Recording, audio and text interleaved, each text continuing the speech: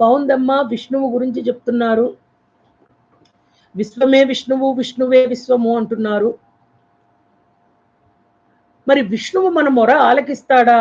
ఆయన ఎక్కడో కదా పాల సముద్రంలో ఉంటాడు, శేషసేనుడై ఉన్నాడే. ఆ పాదసేవ చేస్తున్నటువంటి శ్రీదేవి యొక్క లావణ్యవంతమైనటువంటి సేవలో ఆయన ఆనందిస్తున్నాడే. ఆయన నాభి నుంచి పద్మమును జనించినది, పద్మము నుండి బ్రహ్మ జనించాడు, పద్మములో బ్రహ్మ జనించాడు. కాబట్టి స్వామి ఎక్కడో కదా. మరి విశ్వమంతా విష్ణు అంటున్నారు, విష్ణువు ఎక్కడ మాకు ఎలా? ఎవ్వనిచే జగం ఎవనితో జనిస్తోంది, ఎవనిలో ఉంటోంది, ఎవనిలో అంతమవుతోంది.